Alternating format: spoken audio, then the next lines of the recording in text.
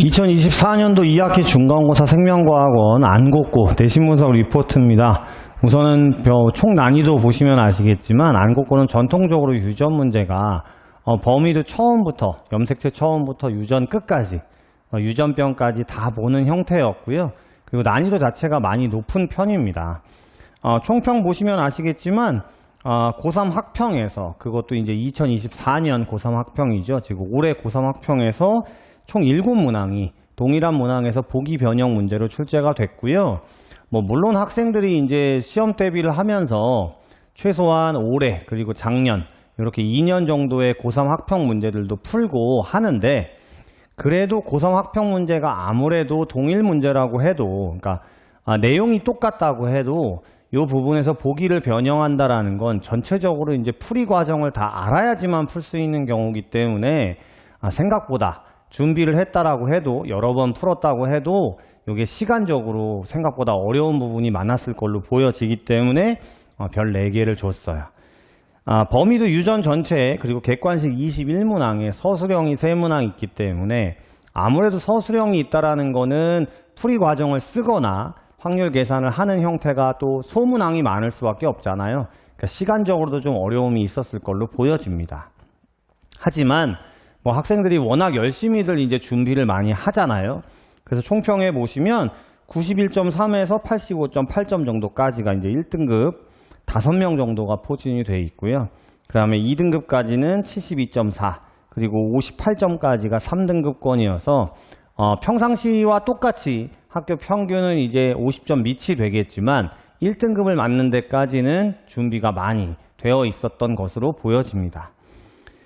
특이사항은 전통적으로 안곡고는 이제 수특 변형이 많았었어요. 1학기 중간과 기말을 봐도 작년을 봐도 수능 특강 변형이 많아서 학생들이 이제 수능 특강을 열심히 여러 번 풀면서 대비를 하는데, 올해 같은 경우는 당해 2024년도 고3 학평 문제가 똑같이 보기만 변형하는 문제로 출제가 됐기 때문에 물론 수특도 푸는 것들도 당연하고 그 다음 수업 시간에든 이렇게 기본적인 내신 문제를 통해서 개념 정리하는 것도 당연한 건데요.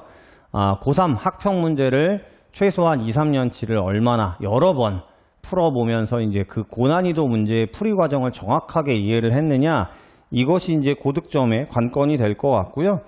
학원에서는 마지막 정도의 이제 내신 대비 마무리를 할 때 고3 학평 위주의 문제들을 학생에게 준 것이 도움이 된 걸로 보여집니다.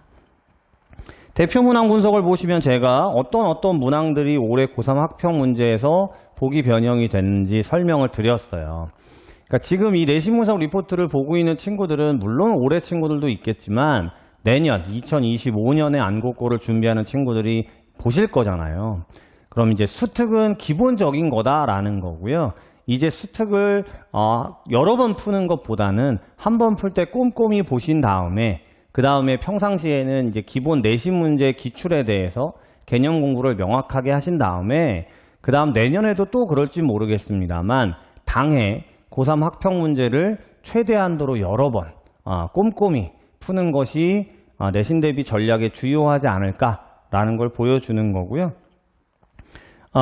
문제를 보시면 아시겠지만 보통 고3 학평은 객관식이잖아요. 보기, 기역, 니은, 디귿이 이렇게 있지 않겠습니까? 그럼 위에 있는 문제 제시는 거의 똑같았기 때문에 문제 제시 안에 들어있는 것들을 하나하나 정확하게 푸는 것이 중요한 걸로 보여집니다. 2번과 8번은 수특 문제에서 보기만 변형한 문제가 또 있었어요. 그러니까 수특 먼저 정확하게 푸시는 것이 중요할 것 같고요. 그 다음에 유전 전체 범위이기 때문에 아무래도 수 이상, 비분리나 구조 이상, 유전자 이상 문제가 또 어렵고 까다롭다고 느껴질 수 있는데요. 구조 이상, 유전자 이상은 2문제였습니다만 아주 기초적인 문제였고요. 비분리 문제가 3문항이 출제가 됐는데 또 19번에 다인자 비분리 문제가 나왔습니다.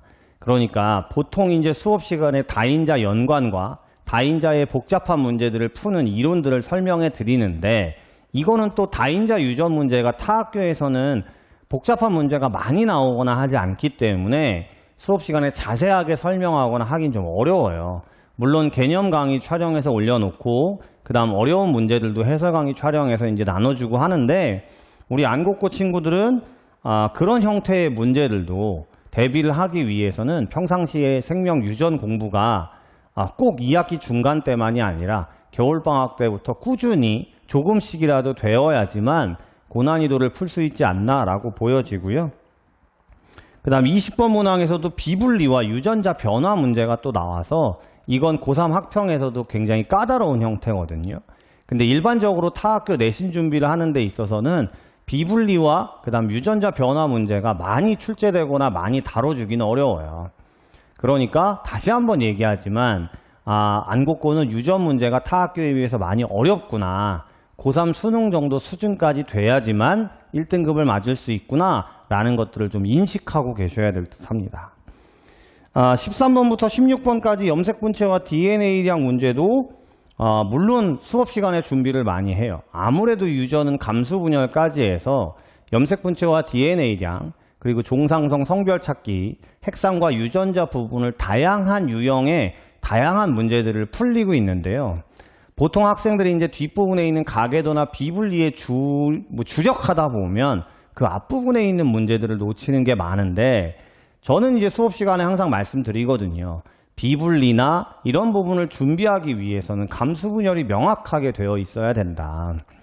안곡고는 지금 그런 문제가 고3 학평에서 주로 나오는 문제가 여러 개 출제가 됐기 때문에 연습이 부족한 학생들은 시간이 많이 걸렸을 걸로 보여집니다. 17번은 2025학년도 9월 고3 모의 문제고요. 최근에 나온 형태라서 학생들을 조금 짜증나게 하는데 보통 우리가 대문자 수라고 얘기하면 다인자 유전 문제거든요.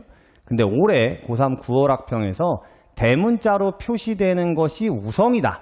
이렇게 나와서 단일인자 유전의 완전 우성 문제도 대문자라는 표현을 쓰면서 학생들이 시간상 손해를 많이 봤을 걸로 보여지고요. 또한 21번 가계도 문제가 이번 시험에서 가장 난이도가 높고 시간이 오래 걸렸어요. 그러다 보니까 뒤에 있는 서술형에서 시간적으로 어려움이 많았을 걸로 보여지거든요. 우리 내년을 준비하는 친구들은 객관식 문제를 풀 때도요. 너무 시간이 오래 걸린다 하면 서술형 먼저 풀고 돌아오는 것도 하나의 주요한 전략이지 않을까라는 것들을 생각하게 하는 시험이었습니다.